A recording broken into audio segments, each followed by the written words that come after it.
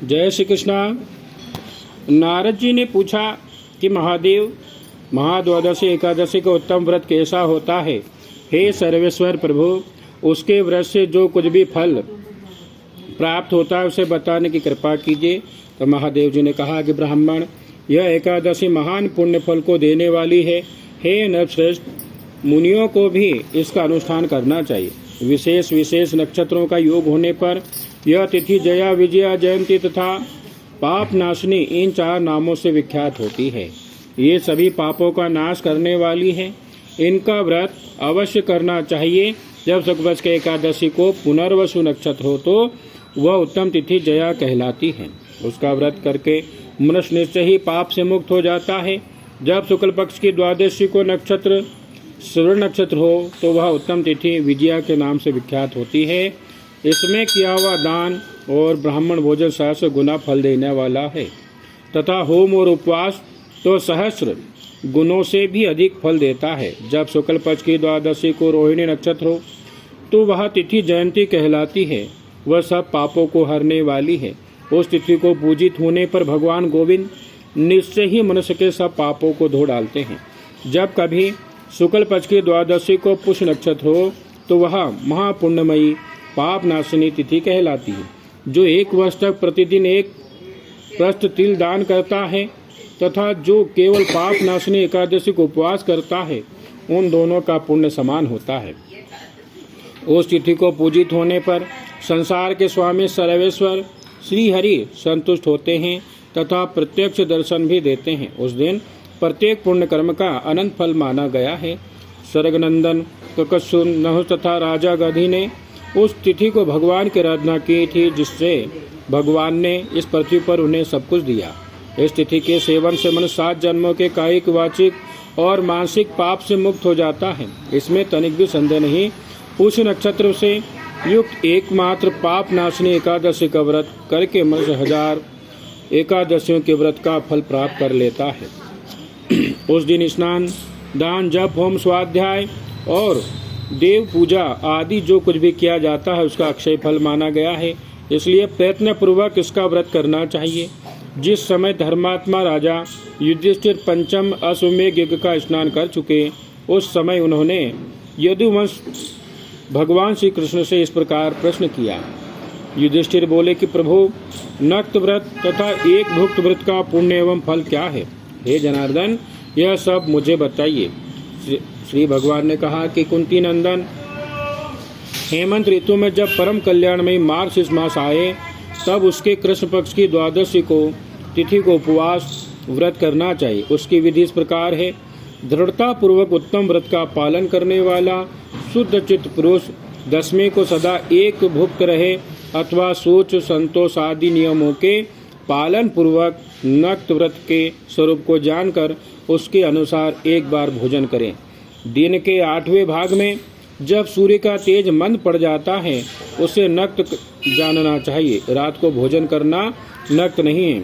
गृहस्थ के लिए तारों के दिखाई देने पर नक्त भोजन का विधान है और सन्यासियों के लिए दिन के 8वें भाग में, क्योंकि उसके लिए रात में भोजन का निषेध है। हे कुंती नंदन, दशमी की रात व्यतीत होने पर एकादशी को प्रातःकाल व्रत करने वाला पुरुष व्रत का नियम ग्रहण करे और सवेरे तथा मध्याह्न को पवित्रता के लिए स्नान करे। कुएं का स्नान निम्न श्रेणी का है। बावड़ी में स्नान करना मध्यम है। पोखर में उत्तम है। नदी में उससे भी उत्तम माना गया है। जहाँ जल में खड़ा होने पर जल जंतुओं को पीड़ा होती है, वहाँ स्नान करने पर पाप और पुण्य बराबर होता है। यदि जल को छानकर शुद्ध कर लें तो घर पर भी स्नान करना उत्तम माना गया। इसलिए पांडव श्रेष्ठ घर पर उक्त विधि से स्नान करें और कहें कि हे वसुंधरे, तुम्हारे ऊपर अश्व और रथ चला करते हैं। भगवान विष्णु ने भी वामन अवतार धारण कर तुम्हें अपने पैरों से नापा था। मृत्यु के मैंने पूर्व काल में जो पाप संचित किया है उस मेरे पाप को हर लो।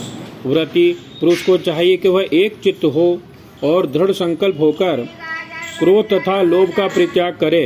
अजंत पाखंडी, मिथ्यावादी, ब्राह्मण निंदक, अगम आश्रय के साथ गमन करने वाले, अन्याय दुराचारी, परधनहारी तथा परस्त्रीगामी मनुष्यों से वार्तालाप ना करें। भगवान केशव की पूजा करके उन्हें नैवेद्य भोग लगाएं। घर में भक्तियुक्त मन से दीपक जलाकर रखें। हे पार्थ, उस दिन निद्रा और मैथुन का परित्याग करें। धर्मशास्त्र से मनोरंजन करते हुए संपूर्ण दिन व्यतीत करें। हे नरश्रेष्ठ, भक्तियुक्त होकर रात्रि में जागरण करें और भगवान को दक्षिणा देकर प्रणाम करके उनसे त्रुटियों के लिए क्षमा मांगे। जैसी कृष्ण पक्ष की एकादशी होती है वैसे ही शुक्ल पक्ष की भी है। इसी विधि से उसका भी व्रत करना चाहिए। हे पार्थ, द्विज को उचित है कि वह शुक्ल और कृष्ण पक्ष एकादशी के व्रती लोगों में भेद बुद्धि उत्पन्न न करें। शंखोद्धार तीर्थ में स्नान करके भगवान गदाधर का दर्शन करने से पुण्य होता है तथा संक्रांति के अवसर पर 4 लाख का दान देकर जो पुण्य प्राप्त किया जाता है वह सब एकादशी व्रत की 16वीं कला के बराबर भी नहीं।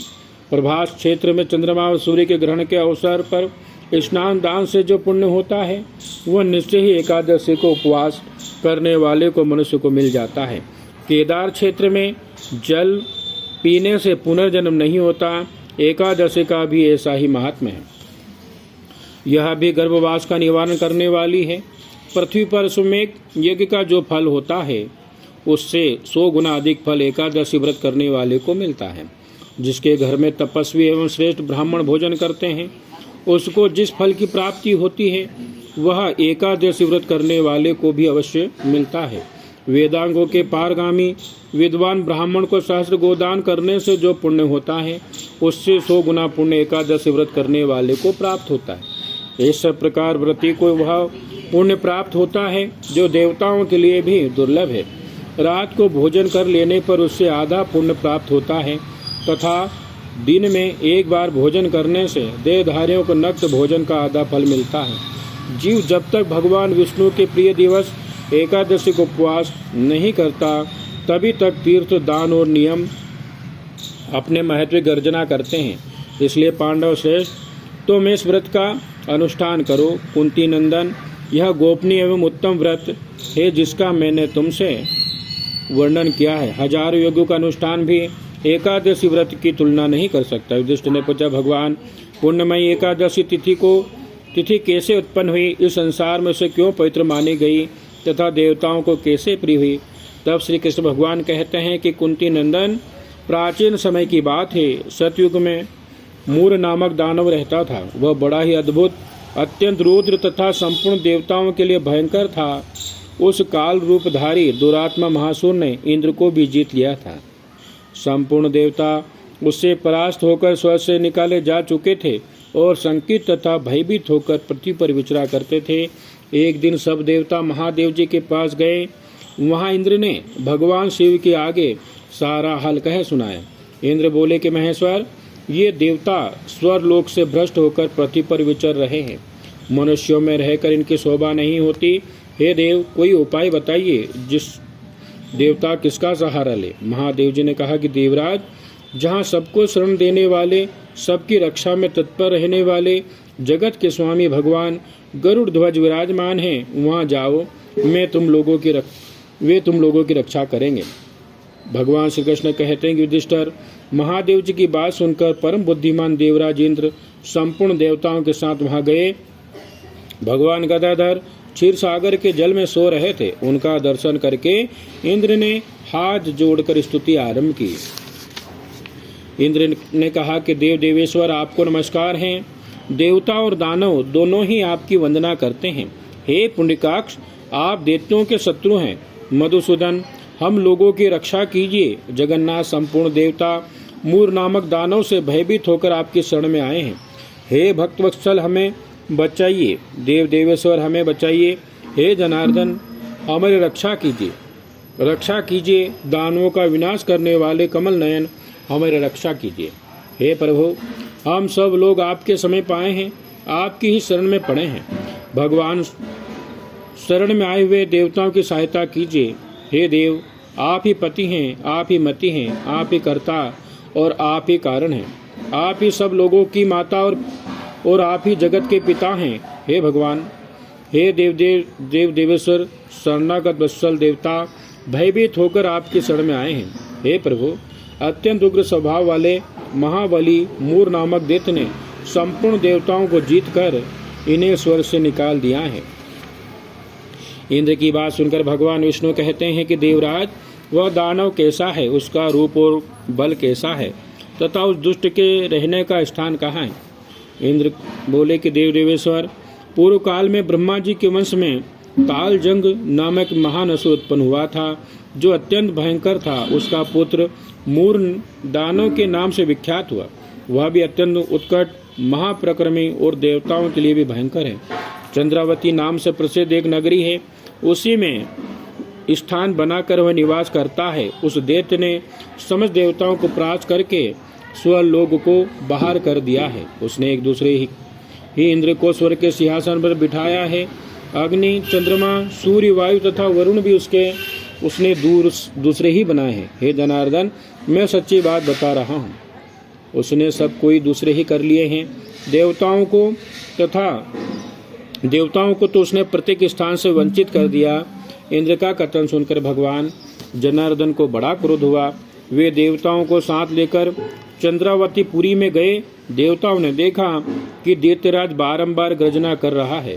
उससे परास्त होकर संपूर्ण देवता 10 दिशाओं में भाग गए।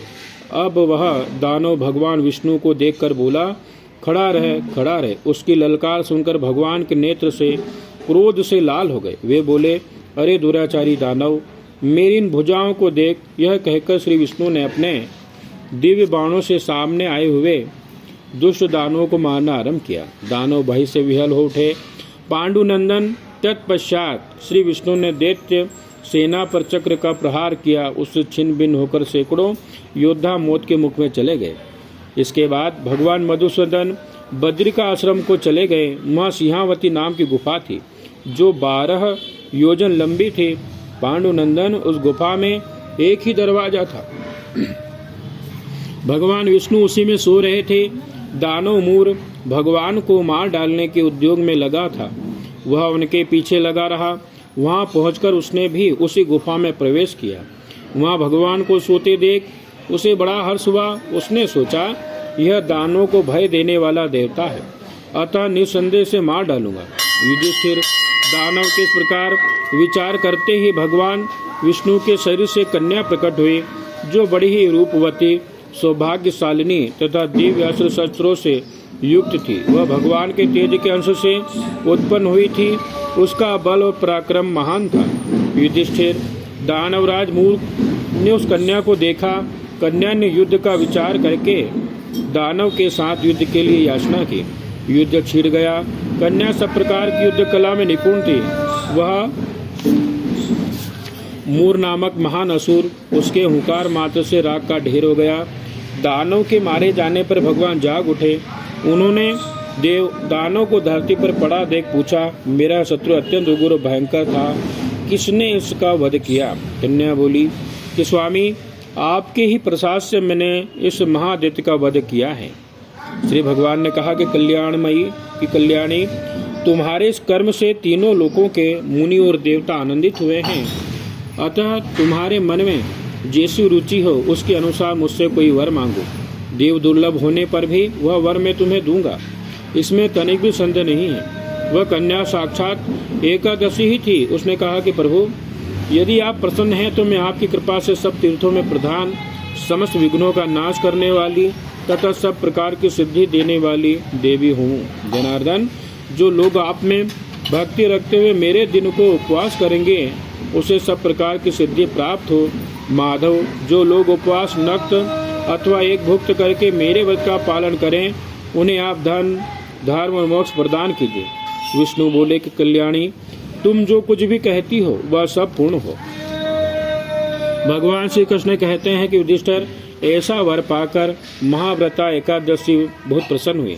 दोनों पक्षों की एकादशी समान रूप से कल्याण करने वाली है। इसमें शुक्ल और कृष्ण का भेद नहीं करना चाहिए। यदि उदय काल में थोड़ी सी एकादशी, मध्य में पूरी द्वादशी और अंत में किंचित त्रयोदशी हो तो वह त्रिस्प्रा एकादशी कहलाती है। वह भगवान को बहुत ही प्रिय है। यदि एक त्रिस्प्रा एकादशी को उपवास कर लिया जाए तो एक सहस्र एकादशी का व्रतों का फल प्राप्त होता है। तथा इसी प्रकार द्वादशी में पारण करने पर सहस्र गुना फल माना गया है। अष्टमी, एकादशी, षष्ठी, तृतीया, चतुर्दशी ये यदि पूर्व तिथि से विद हो तो उनमें व्रत नहीं करना चाहिए। परिवर्तनीय तिथि से युक्त होने पर ही इनमें उपवास का विधान है। पहले दिन में और रात में एकादशी हो तथा दूसरे दिन केवल प्रातः काल एक दंड एकादशी रहे तो पहली तिथि का परित्याग करके दूसरे दिन की द्वादश युक्त एकादशी को ही उपवास करना चाहिए। यह विधि मैंने दोनों पक्षों की एकादशी के लिए बताई है। जो मनुष्य एकादशी को उपवास करता है वो बैकुंठ धाम में, जहाँ साक्षात भगवान गरुड़ ध्वज विराजमान है, जाता है। जो मानव हर समय एकादशी के महात्म का पाठ करता है उसे सहस्र गोदानों के पुण्य का फल प्राप्त होता है। जो दिन या रात में भक्ति पूर्वक इस महात्म का श्रवण करते हैं वे निसंदेह ब्रह्महत्या आदि पापों से मुक्त हो जाते हैं। एकादशी के समान पाप नाशक व्रत कोई दूसरा नहीं है। जय श्री कृष्ण।